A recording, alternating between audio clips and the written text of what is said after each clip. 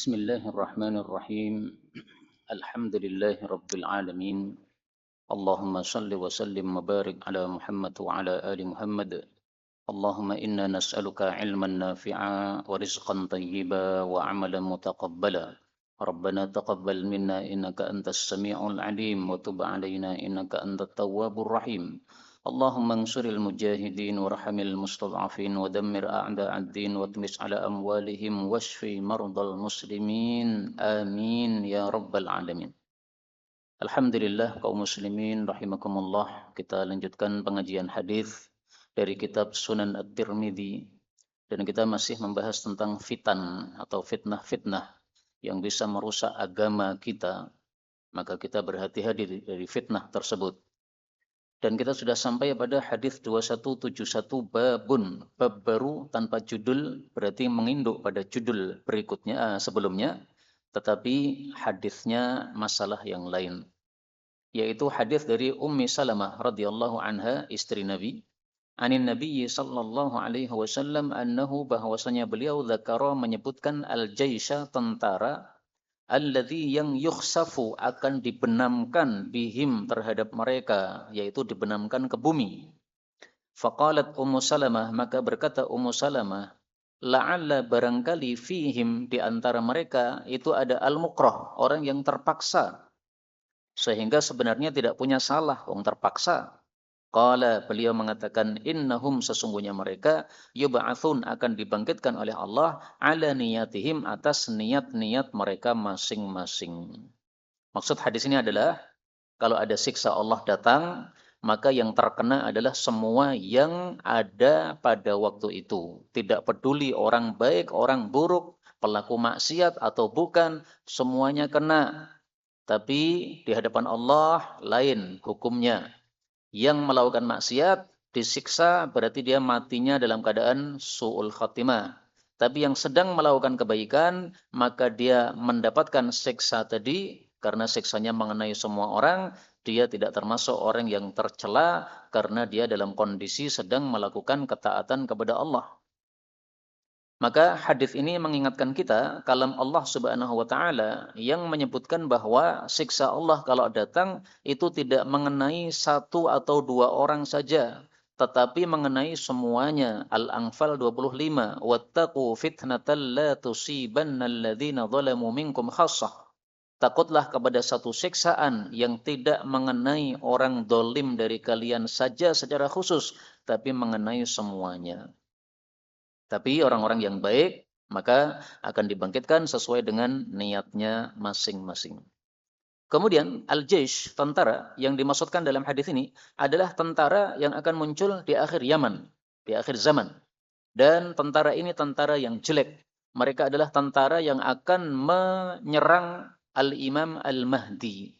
Tidak akan muncul Imam Mahdi, kemudian tentara ini datang untuk menyerang Imam Mahdi, tapi belum sampai ke tujuan sudah dibenamkan oleh Allah ke dalam tanah. Itulah yang dimaksud yukhsafu, dibenamkan, yaitu di dalam tanah. Harus kita bedakan antara yukhsafu dengan yughraku. Kalau yukhsafu itu dibenamkan di tanah. Kalau yughraku itu dibenamkan di air. Jadi sama-sama terbenam. Maka seperti Fir'aun itu masuknya yughraku, ya, karena terbenamnya di air. Tapi kalau Qarun itu masuknya yukhsafu, karena terbenamnya di bumi. Makanya dalam surat Al-Qasas, Allah Subhanahu wa taala mengatakan, fa khasafna, maka kami pun membenamkan ke dalam bumi, bihi Qarun wa bidarihi, juga rumahnya dibenamkan al-ardha, ke dalam bumi.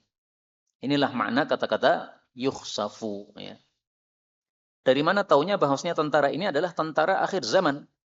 Karena hadis yang panjang menyebutkan hal itu. Mari saya tampilkan hadisnya. Fayukhsafu. Hadis dalam kitab Jami'us Shaghir. Karena Jami'us Shaghir ini kamus hadis. Yaghzu hadzal baita, akan menyerang Ka'bah ini, jaisun, satu tentara. Fayukhsafu bihim, lalu dibenamkan mereka itu bil baida, di Baida, yaitu tempat yang luas antara Mekah dan Madinah. Ini hadis sahih riwayat Imam Nasa'i. Nah, ini kejadian akhir zaman, Pak.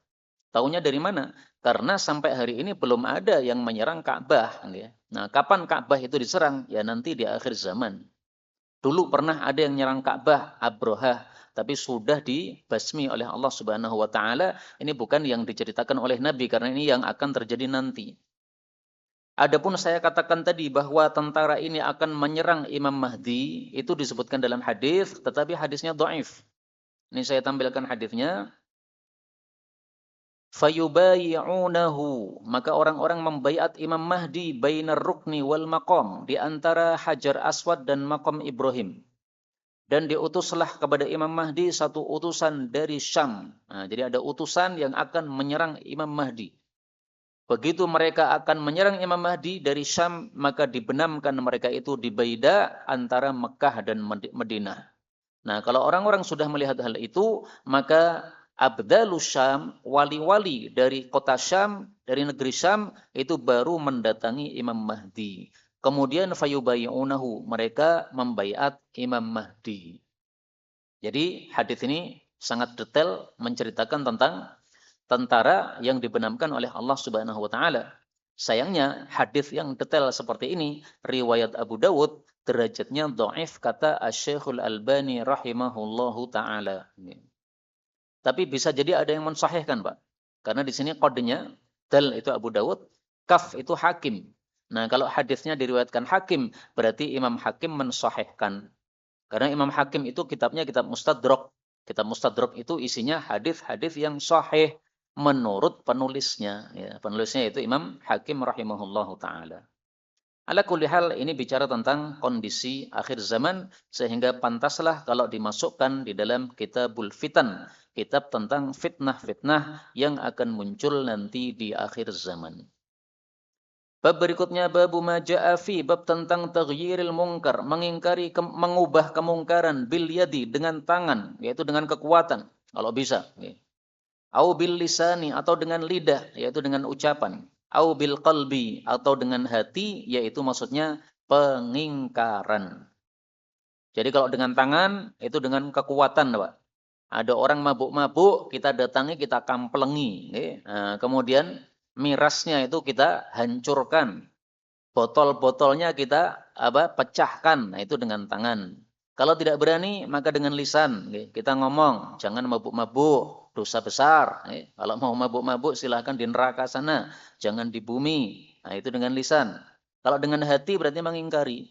Hati kita tidak terima ada kemungkaran seperti ini. Tetapi kita tidak berani ngomong. Dan betapa banyak kemungkaran di sekitar kita, kita diam saja. Ya kan? Ada perempuan muslimah tidak pakai jilbab, itu kan kemungkaran. Tapi kita kan diam saja. Nah, itu sebenarnya adalah termasuk dari kekurangan kita umat Islam melihat kemungkaran diam saja.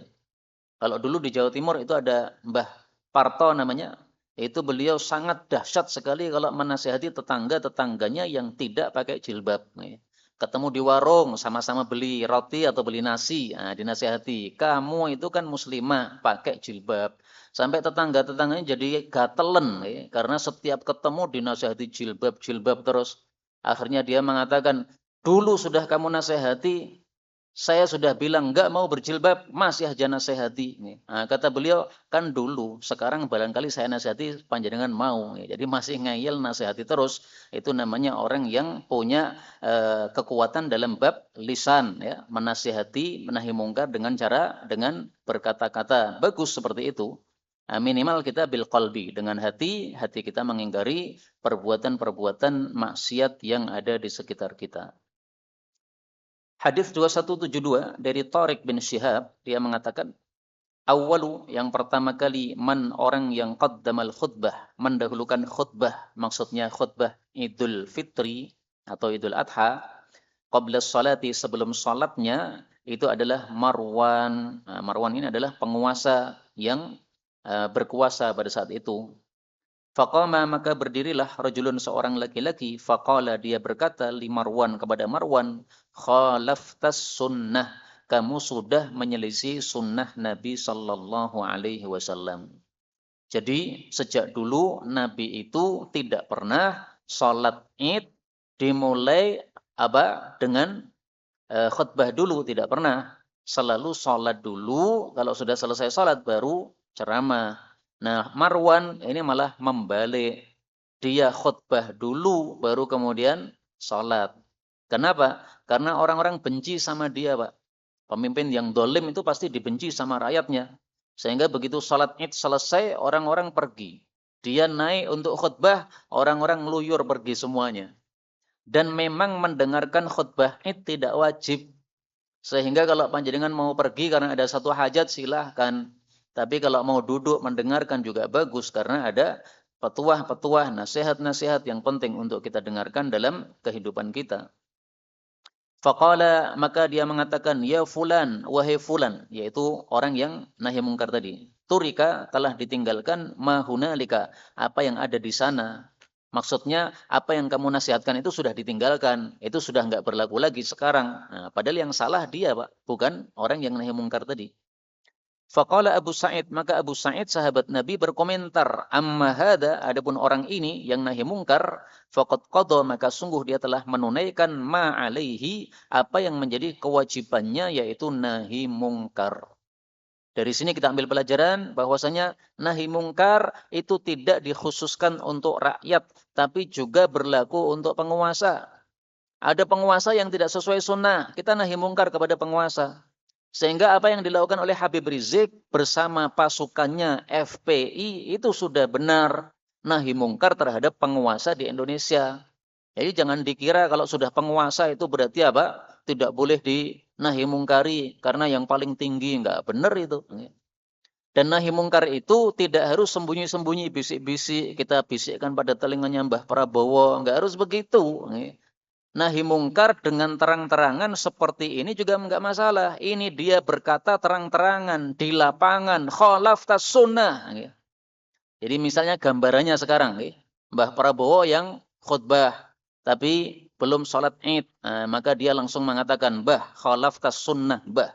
Semua orang lapangan tahu melihat begini enggak apa-apa. Adapun hadis yang mengatakan barang siapa yang punya pemimpin kemudian melihat sesuatu yang tidak baik dari pemimpinnya, kalau mau nasihati hendaklah pegang tangannya, kemudian hendaklah berduaan empat mata, nasihat tanpa ada yang tahu. Itu hadisnya dhaif, Pak. Tapi banyak orang yang cinta kepada penguasa, akhirnya hadis yang dhaif itu diboming-bomingkan seolah-olah sahih. Ini sesuai sunnah Nabi, kalau nasihat itu bisik-bisik. Sementara hadis yang terang-terangan ini nahi mungkar dengan terang-terangan ditampilkan. Dan itu ciri-ciri ahli bid'ah sebenarnya. Kalau tahu dalil yang cocok, maka diambil. Kalau tahu dalil yang tidak cocok, maka disembunyikan. Nah, kurang ajar begitu ahli bid'ah seperti itu. Jangan seperti itu, ya. Apa adanya sunnah Nabi kita terima, ya. Mau cocok mau tidak cocok kita harus ikuti sunnah Rasulullah sallallahu alaihi wasallam.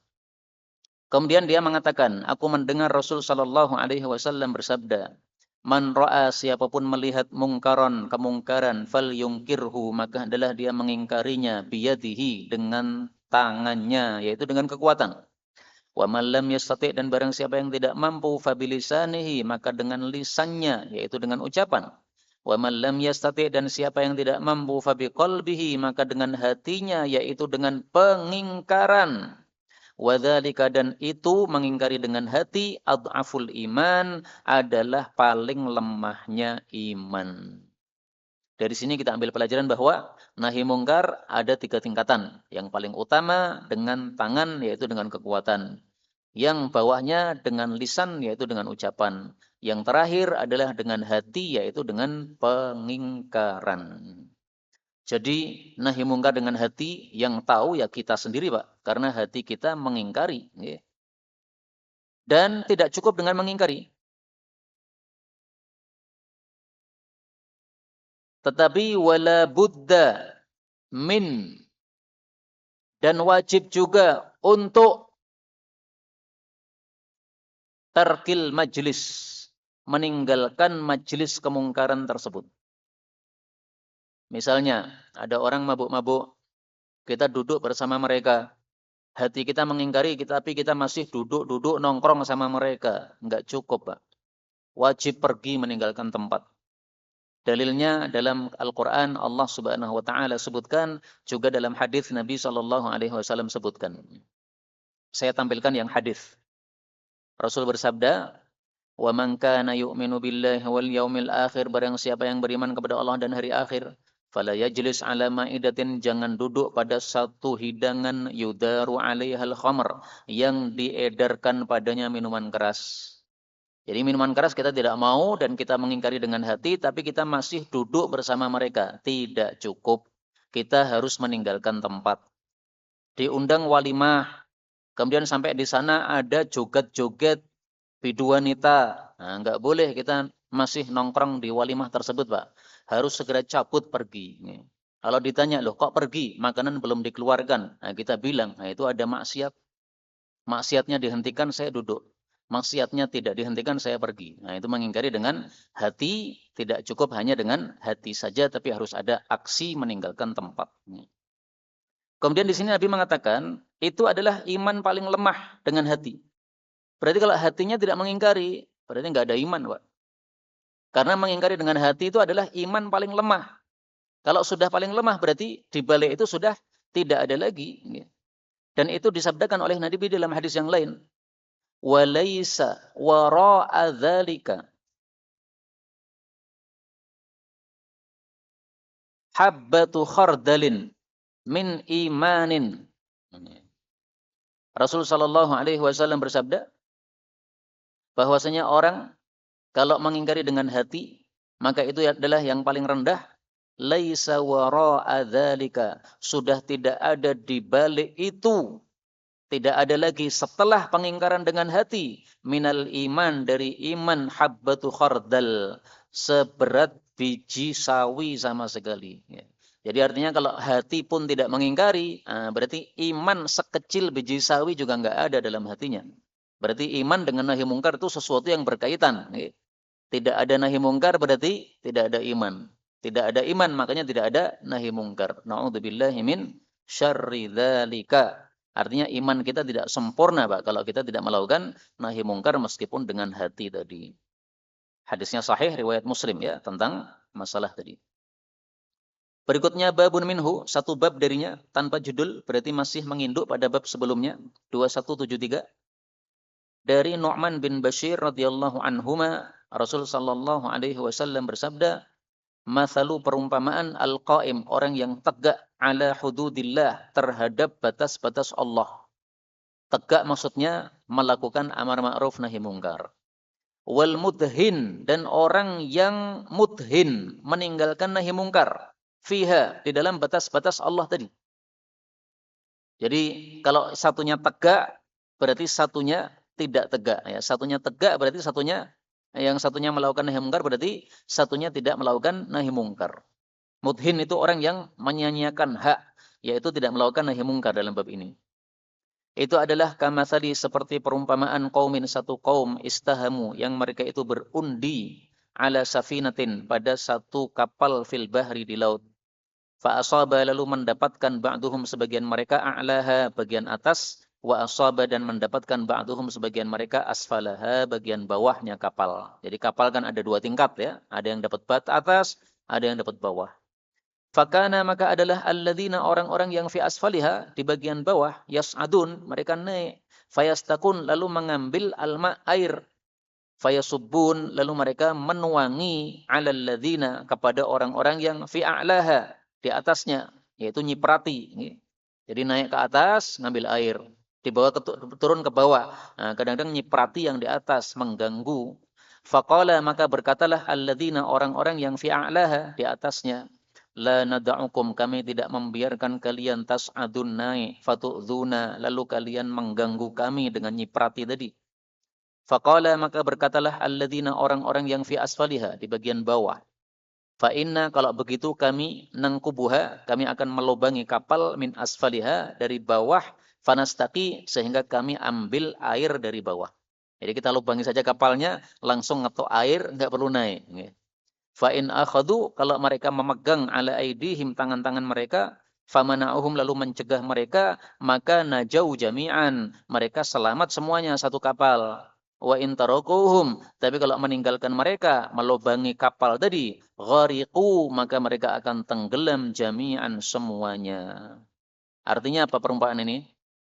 Artinya nahi mungkar wajib, Kalau tidak melakukan nahi mungkar, akhirnya Allah turunkan siksa, semua kena.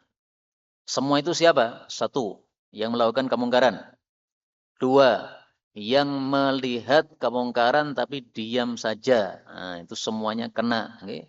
Gara-gara tidak melakukan nahi mungkar. Kalau sudah turun siksa, semuanya kena.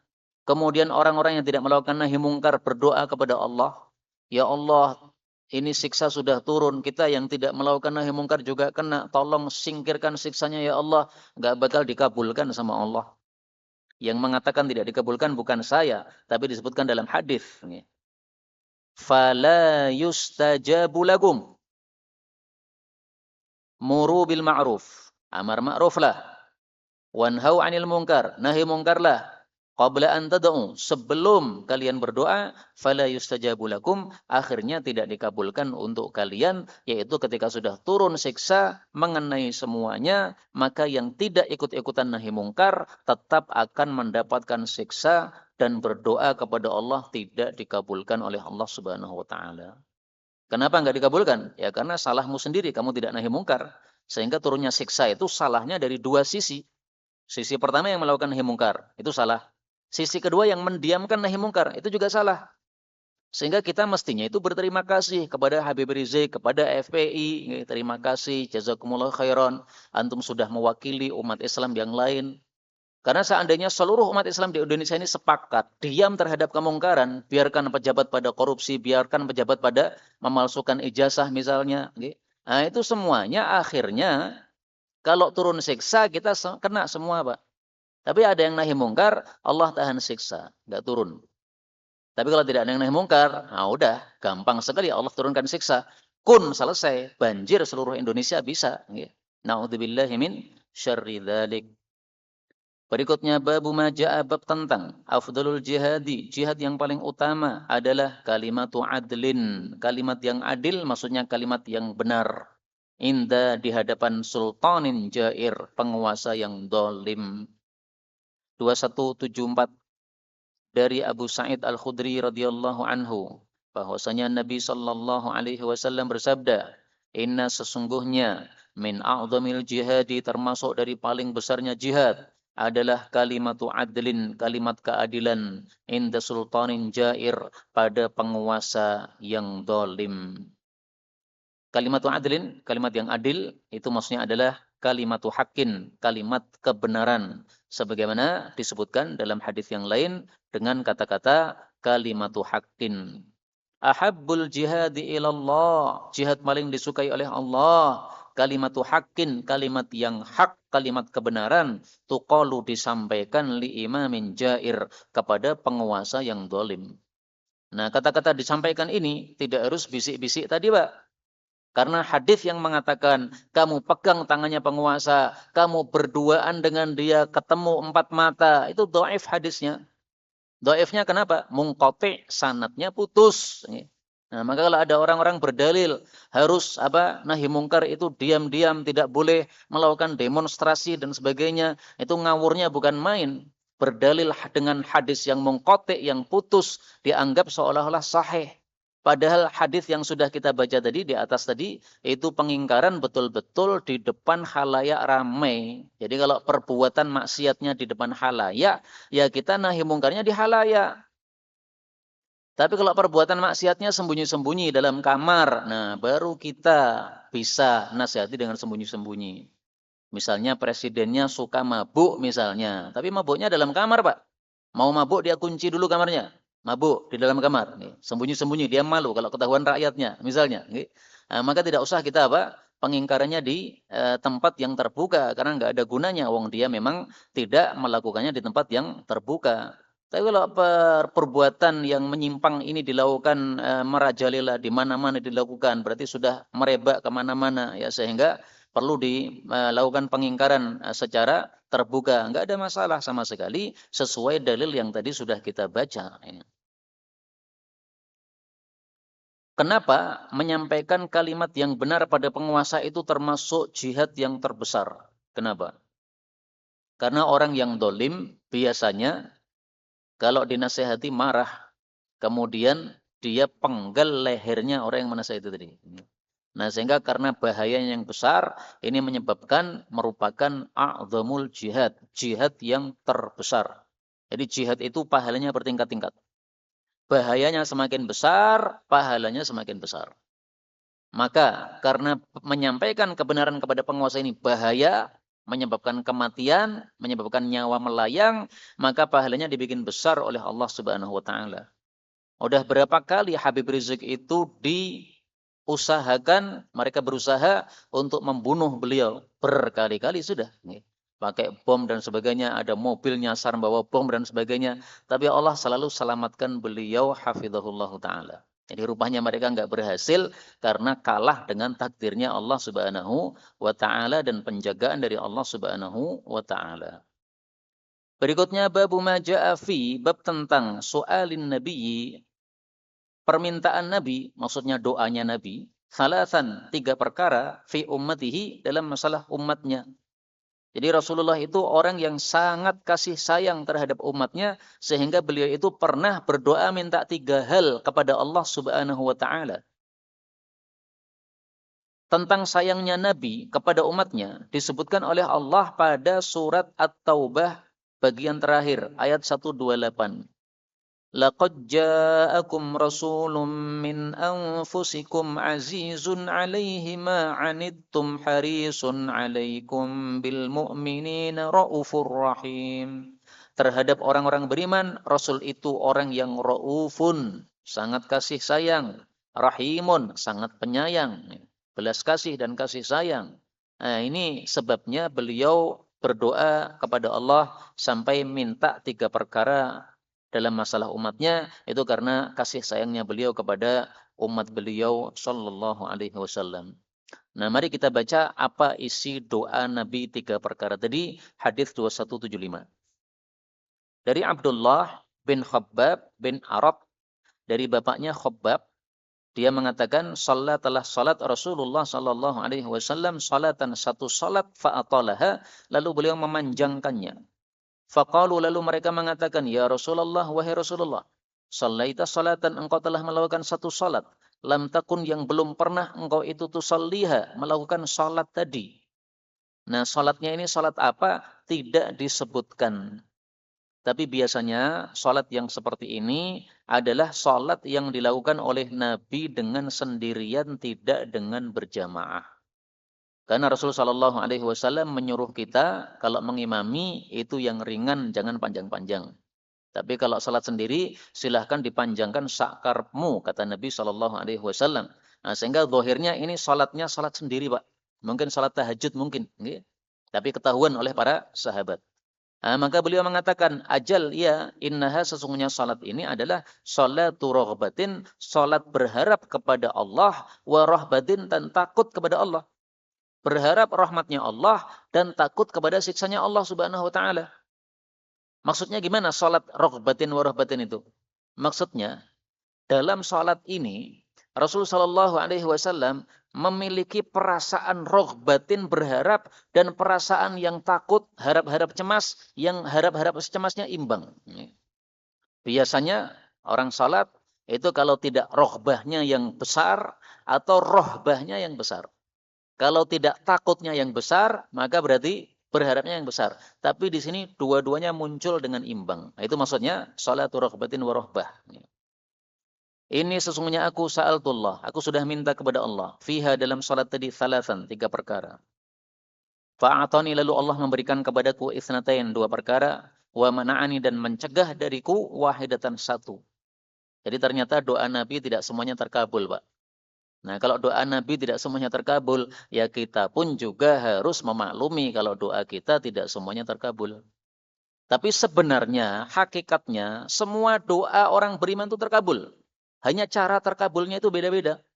Ada yang dikabulkan dengan diberikan persis yang diminta, ada yang dikabulkan dengan cara dikasih yang lain. Nah, maka sebenarnya semuanya terkabul. Kemudian beliau jelaskan, yang pertama, sa'altuhu, saya minta kepada Allah, alla yuhlika, supaya tidak membinasakan umatku, umat Islam, bisanatin, dengan paceklik, fa'ataniha, lalu beliau memberikan kepada saya. Nah, jadi tidak mungkin umat Islam mati semua gara-gara paceklik yang menyebar ke seluruh negara, seluruh bumi. Karena itu nggak usah takut, Pak. Katanya ini lama-lama kita akan kehabisan pangan di dunia ini sehingga banyak manusia yang akan mati. Itu semua teori-teori orang-orang kafir. Ya. Nggak perlu takut, namanya orang hidup pasti dijamin rezekinya oleh Allah Subhanahu wa Ta'ala. Yang kedua, wasa'altuhu, saya minta kepada Allah, Allah yusallita, supaya Allah tidak menguasakan, membikin berkuasa, alaihim terhadap mereka umat Islam, aduwan musuh min ghairihim, dari selain mereka, yaitu orang kafir. Fa'atoniha, lalu Allah pun memberikan kepada saya permintaan ini. Jadi tidak mungkin umat Islam seluruh dunia bisa dikuasai oleh musuh sampai habis, nggak mungkin. Tapi kalau sebagian umat Islam dikuasai, bisa. Ya. Palestina dikuasai, bisa. Tapi seluruh dunia mau dikuasai oleh Amerika, nol, tidak mungkin. Ya. Meskipun kekuatan apapun dikerahkan, nggak bisa. Dan itu sudah berkali-kali terbukti. Diponegoro misalnya, ya, bisa mengusir penjajah-penjajah, meskipun akhirnya beliau kalah karena ditipu. Sebenarnya kalau tidak ditipu, insya Allah beliau menang. Ya. Dengan sebab pertolongan Allah Subhanahu wa Ta'ala. Kemudian yang ketiga, wasa'altuhu, dan saya minta kepada Allah alla yudhiqa, supaya Allah tidak mencicipkan ba'dahum, kepada sebagian umat Islam, ba'sa ba'din, akan madorot dari sebagian yang lain. Famana'niha, maka Allah pun mencegah kepada saya hal tersebut. Artinya Allah tidak mengabulkan permintaan bahwasanya umat Islam tidak saling perang. Beliau berdoa, minta kepada Allah, tolong umat Islam dibikin rukun, tidak saling perang. Kata Allah, enggak saya kabulkan. Kenapa? Karena sudah Allah tetapkan bahwasanya umat manusia ini akan berselisih sehingga mereka berperang antar sesama mereka, bahkan termasuk umat Islam dengan umat Islam. Allah sebutkan dalam Al-Quran, illa man rahima rabbuka walidzalika khalaqahum, surat Hud ayat 119. Walidzalika, dan untuk hal itulah khalaqahum, Allah ciptakan mereka manusia. Untuk hal itu apa?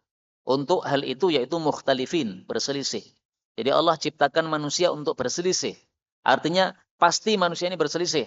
Ada yang Muslim, ada yang kafir, ada yang Yahudi, ada yang Nasrani, ada yang Islam. Nah, kemudian umat Islam sendiri berselisih juga. Jadi sebagaimana umat Islam berselisih dengan orang kafir, sesama Muslim pun juga berselisih, saling perang antara umat Islam, dan itu yang terjadi tampak sangat tampak di dalam kehidupan kita. Gara-gara beda, satunya Sunni, satunya Syi'i, Syiah sama Ahlus Sunnah, akhirnya perang. Semestinya nggak perlu perang, Pak. Kan beda pendapat kan? Nah, kalau beda pendapat itu adu argumen, bukan adu jotosan. Jadi kalau ketemu orang Syiah jangan dijotosi, Pak. Ketemu orang Syiah itu kita adu argumen, supaya apa? Mereka tahu bahwa mereka dalam kesesatan. Jangan dijotosi, tidak benar. Itu tidak sesuai dengan kehendak syar'inya Allah Subhanahu wa Ta'ala. Berikutnya 2176. Dari Thauban radhiyallahu anhu, Rasul sallallahu alaihi wasallam bersabda, "Innallaha, sesungguhnya Allah, zawa, telah melipat atau mengumpulkan, li, untuk saya, al-ardo, bumi. Fara'aitu, maka saya pun melihat, masyariqaha, bagian timurnya, wa magharibaha, dan bagian baratnya." Ya. Jadi karena bumi yang luas ini dilipat oleh Allah, akhirnya Nabi bisa melihat. Indonesia terlihat, ya, Amerika terlihat, semua terlihat. Wa inna, dan sesungguhnya umatku umat Islam, saya belughu, akan mencapai mulkuha, kerajaannya, kepada mazuyali, apa yang sudah dilipat untuk saya, minha, dari bumi tadi. Artinya seluruh bumi ini akan dikuasai oleh umat Islam. Tapi kapan? Nah itu nanti, Pak, jangan tergesa-gesa. Wa u'titu, dan saya diberi oleh Allah al-kanzain, 2 gudang. Yang dimaksud adalah al-ahmar, merah, wal abyad, dan putih. Merah ini maksudnya emas, putih ini maksudnya perak. Maksud hadis ini adalah Allah menjanjikan Nabi akan bisa menguasai Romawi dan Persia. Romawi mata uangnya rata-rata pakai emas ahmar. Persia rata-rata mata uangnya pakai abyad, perak. Jadi semuanya akan dikuasai. Dan ini sudah terbukti. Di masa Sayyidina Umar menjadi khalifah, itu Romawi, Persia semuanya udah takluk. Wah, ini, dan sesungguhnya aku, saat itu aku meminta Rabbi, kepada pemeliharaku, li ummati, umatku, untuk umatku, alla yuhlikaha, supaya Allah tidak membinasakan umatku. Ini permintaan yang pertama. Bisanatin ammah, dengan paceklik yang merata. Maka dikabulkan. Yang kedua, wa alla yusallita, dan bahwasanya Allah tidak membuat berkuasa alaihim, atas mereka, aduwan, musuh, min siwa anfusihim, dari selain diri-diri mereka, yaitu orang-orang kafir. Fayastabiha, lalu akan membasmi, menghabisi, bayyudatahum, perkumpulan umat Islam. Nah, itu enggak mungkin, Pak. Seluruh dunia umat Islam perkumpulannya habis, enggak mungkin. Perkumpulan Pengkok habis, perkumpulan Solo habis, perkumpulan Pakistan habis, perkumpulan Makkah habis, enggak mungkin, enggak bisa. Ini sudah dikabulkan oleh Allah Subhanahu wa taala. Wa inna rabbi, dan sesungguhnya pemeliharaku, qala, berkata, ya Muhammad, wahai Muhammad, ini sesungguhnya aku, idza qadaitu, apabila sudah menetapkan qadaan satu keputusan, fa innahu la yuraddu, maka sesungguhnya tidak bisa ditolak. Jadi Allah sudah menetapkan umat Islam ini akan berselisih, akan berperang sama mereka. Sudah ditetapkan, ya sudah, nggak bisa diubah. Namanya sudah takdir. Wa ini, dan sesungguhnya aku, ataituka, saya sudah memberikan kepada engkau, li ummatika, untuk umatmu, dua permintaan yang pertama. Yang pertama, alla uhlikahum, bahwa saya tidak membasmi mereka, bisanatin ammah, dengan paceklik yang merata. Oke. Yang kedua, wa alla usallita, bahwasanya saya tidak membikin berkuasa alaihim, atas mereka, aduwan, musuh, min siwa anfusihim, dari selain diri-diri mereka, fayastabiha, lalu menghabisi, bayudatahum, perkumpulan mereka. Ini oke. Walau ijtama'a, meskipun berkumpul alaihim, terhadap umat Islam, man, siapapun, biaqtariha, yang ada di penjuru-penjuru bumi. Au qala, atau Nabi mengatakan, min baini aqtariha, dari antara penjuru-penjuru bumi. Boleh juga man baina aqtariha, ya. Hatta yakuna, sehingga adalah, ba'duhum, sebagian mereka umat Islam, yuhliku, yang membasmi, yang membinasakan, ba'don, sebagian yang lain. Maksudnya membasmi adalah membunuh, ya. Wayasbiya, dan menawan, ba'duhum, sebagian mereka, ba'don, terhadap sebagian yang lain. Jadi justru yang menghabisi umat Islam itu adalah sesama kaum muslimin. Perang sesama kaum muslimin. Dan takdir Allah ini sudah terjadi setelah Rasul wafat dan para sahabat masih hidup. Ada perang namanya perang apa? Siffin. Ada perang namanya perang Jamal. Perang Siffin antara siapa? Kelompoknya Ali dengan kelompoknya Muawiyah. Sama-sama sahabat Nabi radhiyallahu anhuma. Perang Jamal apa? Antara kelompoknya Ali dengan kelompoknya Aisyah, istri Nabi sallallahu alaihi wasallam. Sama-sama umat Islam, Pak. Jadi korbannya siapa? Ya umat Islam. Nah, itulah contoh apa yang disebutkan dalam hadis ini. Sesama muslim saling perang. Meskipun ya kita tidak menyalahkan sahabat-sahabat Nabi karena mereka hanya salah ijtihad saja. Jadi mereka perangnya bukan karena hawa nafsu, bukan, insya Allah bukan. Mereka perangnya hanya karena salah satunya itu salah ijtihad, salah pemikiran. Akhirnya terjadi peperangan seperti itu. Tapi tetap saja itu sesuatu yang tidak baik, karena perang sesama muslim itu semestinya tidak terjadi, karena tidak dikehendaki oleh Allah secara syar'i, hanya dikehendaki oleh Allah secara takdir saja. Berikutnya babu maja, bab tentang kaifa, bagaimana, yakunu rajul, kondisinya seseorang, fil fitnah, di masa fitnah. 2177.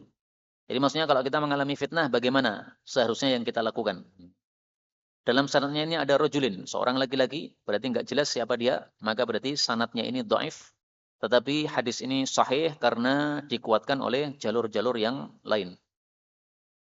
Dari Ummi Malik Al-Bahziyah, dia mengatakan, Zakara, telah menyebutkan Rasulullah sallallahu alaihi wasallam fitnatan, satu fitnah. Faqarrabaha, maka beliau mengatakan fitnah itu dekat. Ya. Jadi fitnah itu enggak jauh, akan dekat, akan mengenai kalian, tidak akan lama lagi. Qalat, qultu, saya berkata, ya Rasulullah, wahai Rasulullah, man, siapakah khairun nasi, orang terbaik, fiha, di masa fitnah tadi? Nah, jadi maksudnya kalau muncul fitnah kita harus gimana? Kita pengen jadi orang yang terbaik di masa itu. Qala, beliau mengatakan, rajulun, seseorang, fi masyatihi, pada ternaknya, yuaddi haqqaha, dia menunaikan kewajiban ternak tadi. Misalnya sudah kena zakat, ya maka dizakati. wa ya'budu rabbah, dan dia ibadah kepada Allah Subhanahu wa taala. Artinya apa? Kalau terjadi fitnah, jangan ikut campur. Kalau terjadi peperangan sesama muslim, itulah yang disebut dengan nama fitnah, maka jangan ikut campur. Sudah sibuk saja dengan bisnis panjenengan, sibuk saja dengan ternak panjenengan, sibuk saja dengan sawah panjenengan. Udah nggak ngereken fitnah tadi. Kenapa? Karena sesama muslim kok perang. Kalau ada sesama muslim perang, maka kewajiban kita adalah mendamaikan, bukan ikut campur salah satu dari keduanya, tapi mendamaikan. Tapi memang perang sesama muslim itu ada 3 kondisi. Kondisi pertama, perang sesama muslim, 2 kelompok sama-sama muslim, dan kita tahu semuanya membela kebatilan, maka jangan ikut. Yang kedua, perang sesama muslim dan kita tahu salah satunya berada dalam kebenaran, satunya dalam kebatilan. Nah, saat itulah kita nimbrung pada yang benar tadi. Misalnya dalam kasus kelompoknya Ali dengan kelompoknya Muawiyah. Ini yang salah kelompoknya Muawiyah. Nah, mestinya kita gabung sama kelompoknya Ali. Sebagaimana Sayyidina Ammar gabung dengan kelompoknya Ali. Dan Rasulullah mengatakan, ihtadu bihadi Ammar. Ikutilah petunjuknya Ammar. Nah, berarti Ammar ikut dengan kelompok Ali. Kita ikut dalam kelompok Ali. Radhiyallahu anhu. Meskipun tadi, jangan mengatakan Muawiyah sesat dan sebagainya. Bukan. Karena dia hanya salah ijtihad saja. Kemungkinan yang ketiga, 2 kelompok muslim berperang dan kita tidak tahu siapa yang berada dalam kebenaran. Dalam kondisi ini kita tidak boleh ikut salah satu dari keduanya. Jadi 3 kondisi ini yang kita boleh ikut membantu cuma satu kondisi, yaitu ketika salah satunya berada dalam kebenaran, satunya berada dalam kebatilan. Maka kita bela yang berada dalam kebenaran. Misalnya ada masjid sudah diwakafkan. Wakaf itu nggak bisa ditarik lagi, Pak. Nah, kemudian ada yang ingin menarik masjid tadi, ditarik dari perwakafan, mau dibuat rumah pribadi. Nah, kemudian gara-gara itu terjadi peperangan antara 2 kelompok kaum muslimin. Satunya yang mempertahankan masjid, satunya yang akan mengambil masjid tadi. Nah, kita gabung sama yang mempertahankan masjid. Karena masjid sudah diwakafkan, nggak boleh ditarik lagi. Kamu sudah wakaf dulu, ya sudah, nggak bisa ditarik-tarik lagi. Beda dengan niat untuk memberi hadiah kepada orang. Nah, itu dibatalkan bisa. Saya menjanjikan seseorang nanti pada akhir bulan saya kasih hadiah. Ternyata saya batalkan. Nggak ada masalah. Wakaf itu nggak bisa dibatalkan seperti itu. Ya. Kemudian berikutnya, warajulun, dan seorang laki-laki, akhidun, yang memegang biroksi farasihi, kepala kudanya, yukhiful aduwa, dia menakut-nakuti musuh, wa yukhifunahu, dan mereka menakut-nakuti dia. Jadi yang satunya sibuk dengan ternaknya karena tidak mau ikut campur pada perang sesama muslim, satunya sibuk melawan orang-orang kafir, tidak mau gabung dengan peperangan sesama muslim. Itu yang terbaik pada masa fitnah. Karena itu kalau terjadi fitnah, maka ingat 2 hal ini, mana yang bisa kita lakukan baik jihad, sibuk dengan jihad, atau sibuk dengan ternak kita atau sawah kita. Di sini memang disebutkan masyiyah, Pak. Ternak. Tidak disebutkan sawah. Tapi sama saja, ya. Artinya dia tidak ikut campur dalam fitnah tadi. Nah, disebutkan ternak karena zaman dulu di Madinah, para sahabat Nabi Shallallahu Alaihi Wasallam ada yang berternak, sehingga dijawab sesuai dengan apa yang dipahami atau yang terjadi di masyarakat. Wallahu a'lam. Berikutnya bab baru, tidak ada judul, berarti masih nyambung sebelumnya, 2178. Di sini ada rawi bernama Laith bin Abi Sulaim, ini seorang perawi yang disepakati dhaif. Juga ada nama Ziyad bin Simin Kush, ini juga perawi dhaif. Dan namanya unik, ya, Simin Kush. Artinya apa? Enggak paham saya, Pak. Ini tampaknya bukan bahasa Arab, ya. Karena bahasa Arab tuh enggak pernah saya dengar kata-kata Simin Kush. Nah, terjemahnya apa nanti tanya AI saja, Pak. Coba ketik di AI, ya. Simin Kush artinya apa? Bahasa apa ini? Dari Abdullah bin Amr radhiyallahu anhuma, Rasul sallallahu alaihi wasallam bersabda, takunu fitnatun, akan muncul fitnah, tastangzifu, yang membasmi, membersihkan al-Arab, orang-orang Arab. Maksudnya apa? Orang-orang Arab banyak yang mati. Qatlaha, orang-orang yang mati pada fitnah tadi, finnar, semuanya masuk neraka. Al-lisanu, lisan, fiha, dalam fitnah tadi, asyaddu, lebih ngeri, lebih dahsyat, minas sayfi, daripada pedang. tapi hadis ini derajatnya dhaif. Sehingga apakah betul akan terjadi seperti ini? Wallahu alam. Tapi memang yang namanya fitnah, perang sesama muslim, itu sifatnya begitu, Pak. Saling bunuh, tidak peduli siapa yang dibunuh. Saudaranya sendiri dibunuh, bapaknya sendiri dibunuh, anaknya sendiri dibunuh. Itu kalau sudah muncul fitnah begitu. Dan si pembunuh tidak paham, kenapa saya bunuh? Dan yang dibunuh tidak paham, kenapa saya dibunuh? Saya tidak mencuri, saya tidak melakukan korupsi, apapun tidak saya lakukan, tapi kenapa saya dibunuh? Nah, ini karena sudah terjadi fitnah tadi. Jadi antara, misalnya isu antara sunnah dengan syiah, mestinya itu nggak ada perang mestinya, Pak. Antara sunnah dengan syiah nggak perlu perang sebenarnya. Kalau mau, maka kita cukup menyampaikan dakwah kepada mereka, ya. Jadi tidak perlu angkat senjata untuk membasmi mereka, karena mereka masih muslim sebenarnya, hanya muslim yang ahli bid'ah. Jadi cara melawannya bukan dengan pedang, tapi dengan hujjah, dengan ilmu. Berikutnya babu maja'a fi, bab tentang raf'il amanah, diangkatnya, dicabutnya amanah. Maksudnya sudah tidak ada lagi orang yang bersifat amanah. Sehingga banyak orang yang korupsi dan sebagainya karena mereka tidak punya sifat amanah. 2179 dari Hudzaifah bin Yaman, dia mengatakan, telah menceritakan kepada kami Rasulullah sallallahu alaihi wasallam dua hadis. Sungguh saya melihat salah satu dari keduanya dan saya masih menunggu yang lain. Haddatsana, beliau menceritakan kepada kami, annal amanata, bahwasanya amanah itu nazalat turun fi jadri, pada pokok qulubir rijal, hati-hati para manusia. Tsumma, kemudian nazala, turunlah Al-Qur'an. Fa'alimu, maka mereka mengetahui minal Qur'an, dari Al-Qur'an, wa alimu minas sunnah, dan mereka mengetahui dari sunnah. Akhirnya setelah paham Quran sunnah, amanahnya tambah dahsyat. Jadi sebelum tahu Quran Sunnah, sudah punya sifat amanah, Pak. Sehingga meskipun dia kafir, tapi nggak mau nipu dan sebagainya. Tapi itu dulu. Thumma, kemudian haddatsana, beliau menceritakan kepada kami tentang dicabutnya amanah. Faqala, beliau bersabda. Bagaimana dicabutnya itu?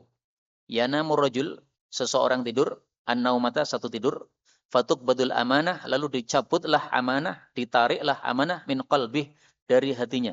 Nah, sehingga bangun-bangun sifat amanahnya sudah lenyap. Enggak ada lagi amanah. Awalnya sebelum diangkat jadi pejabat, dia yakin saya nanti akan menjaga hartanya rakyat. Begitu diangkat, ikut makan juga ternyata. Nah, itu berarti amanahnya udah hilang, Pak. Fayadhallu, maka jadilah atharuha, bekas amanah tadi, mithlal waqt, seperti waqt. Waqt itu adalah bekas yang berbeda dengan area sekitarnya. Misalnya bekas cubitan, ya. Terutama yang kulitnya putih, ya. Silahkan dicubit, kemudian dilepas. Nanti bekas cubitan akan merah. Yang samping-sampingnya masih putih. Kalau orangnya hitam kayak saya atau coklat kayak saya, ya dicubit ranek bekas, ya. Karena kulitnya udah coklat dulu. Soma, kemudian yanamu, tidur lagi, naumatan, satu tidur yang lain, fatuk batu, maka dicabut lagi al amanah, amanah itu min qalbihi, dari hatinya.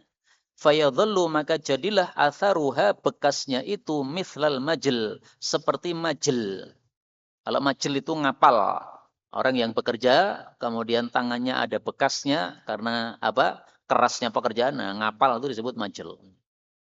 Kajamrin, seperti apa namanya, bara api, dahrajtahu, yang engkau membalik bara api tadi, ala rijlika, pada kakimu, fanafatot, maka dia pun akan melepuh, fatarahu, lalu engkau melihat lukanya itu, muntabiron, menggelembung, ya. Jadi karena muncul airnya akan menggelembung.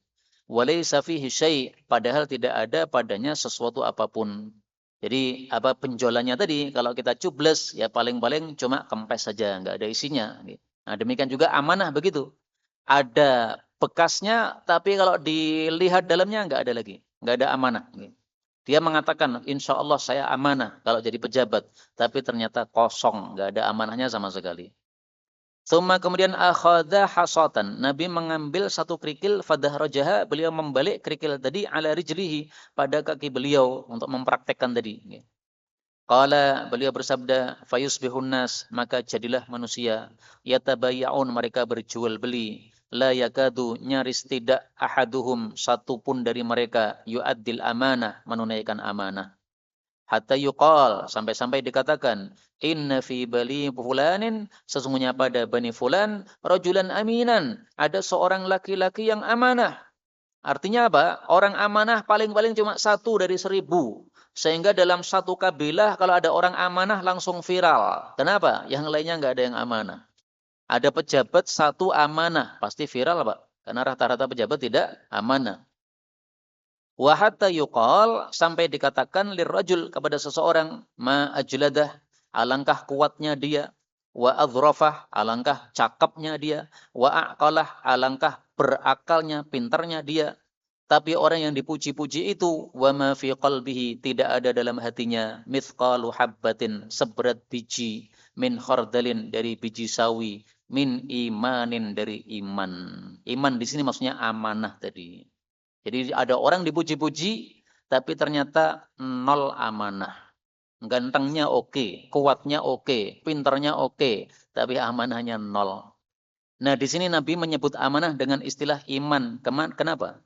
Karena iman dengan amanah itu satu paket, Pak. Kalau ada orang masih punya amanah, berarti masih punya iman. Orang tidak punya amanah, berarti tidak punya iman. Paling-paling punya Islam. Kalau iman nggak punya. Makanya dalam hadis yang lain, Rasul katakan, la amanata, la dina, tidak ada agama, atau la imana, tidak ada iman, liman la amanatalah, bagi orang yang tidak punya amanah. Wala dina, tidak ada agama, liman la ahdalah, bagi orang yang tidak menepati janji. Nah, makanya amanah dalam hadis atau kalimat terakhir ini disebut Nabi dengan sebutan apa? Dengan sebutan iman. Karena apa? Satu paket antara iman dengan amanah itu. Kalau tidak punya amanah, ya berarti tidak punya iman. Paling-paling punya Islam, tapi iman 0, tidak punya. Hanya punya Islam, tidak punya iman. Qala, beliau mengatakan, beliau ini adalah Hudzaifah, perawi hadis. Walaqad ata, dan sungguh telah datang alayya, kepada saya, zamanun, satu masa, wa ma ubali, saya tidak peduli, ayyukum, siapa di antara kalian, bay'atu fih, yang saya jual beli bersama dia pada masa tadi. Kenapa? La in kana musliman, kalau dia seorang muslim, la yaruddannahu, sungguh betul-betul akan mengembalikan dia alayya, kepada saya, dinuhu, agamanya. Karena saya mengalami di masa orang Islam betul-betul menjaga Islamnya. Orang Islam betul-betul amanah. Wala in kana yahudiyan, sungguh dia, kalau seandainya dia Yahudi atau Nasrani, la yaruddannahu, sungguh akan mengembalikan dia alayya, kepada saya, sa'ihi, pemimpin dia. Jadi saya jual beli dengan Yahudi, santai saya. Kenapa? Kalau dia tidak jujur, maka pemimpinnya si Yahudi nanti pasti akan membela saya. Jadi meskipun dia kafir, tapi pemimpin zaman dulu rata-rata orang-orang yang baik-baik. Makanya orang baik diangkat jadi pemimpin. Zaman dulu, Pak. Nah, zaman sekarang beda lagi. Orang diangkat jadi pemimpin bukan karena baiknya, tapi karena bayarnya lebih banyak atau bagaimana, nggak paham. Fa'ammal yauma, adapun hari ini, kata Hudzaifah, fama kuntu, maka tidak adalah aku ini, liubayi aminkum, jual beli bersama kalian, illa fulanan wa fulanan, kecuali satu orang dan satu orang yang saya ketahui betul-betul amanah. Selain orang ini, orang itu saya nggak mau lagi. Meskipun sama-sama orang ngaji, saya nggak mau jual beli sama dia. Kenapa? Orang ngaji tapi nggak amanah. Meskipun dia sholatnya di masjid, 5 waktu ke masjid, tapi nggak amanah, saya nggak mau. Dan ini di masa Hudzaifah sudah terjadi, Pak. Padahal di masa sahabat Nabi. Bagaimana dengan masa sekarang? Maka di masa sekarang pasti lebih dahsyat lagi. Karena itu jangan mudah-mudah kita untuk mempercayai orang. Meskipun sama-sama pengajian. Kalau kita belum tahu siapa dia. Setiap hari dalam pengajian ketemu wajahnya, tapi belum tahu bagaimana dalamnya. Masih harus berhati-hati. Karena banyak sekali orang yang jenggotnya panjang, baduke ireng, bojone cadaran, berarti zahirnya bagus semua, Pak. Ternyata ketika seseorang itu memberikan amanah kepada dia, dicomot amanahnya itu, diambil. Nah, berarti apa? Amanahnya memang tidak punya dia. Zahirnya bagus, tapi ternyata batinnya rusak sama sekali. Na'udzubillahi min syarri dzalik. Mudah-mudahan semua kita termasuk orang-orang yang bisa menjaga amanah, sehingga apapun yang tidak halal bagi kita jangan diambil, karena itu merupakan pengkhianatan terhadap amanah yang dititipkan oleh Allah Subhanahu wa taala. Ini yang dapat kita bicarakan, betulnya dari Allah. Kalaupun ada salahnya, fa astaghfirullahaladzim li wa lakum.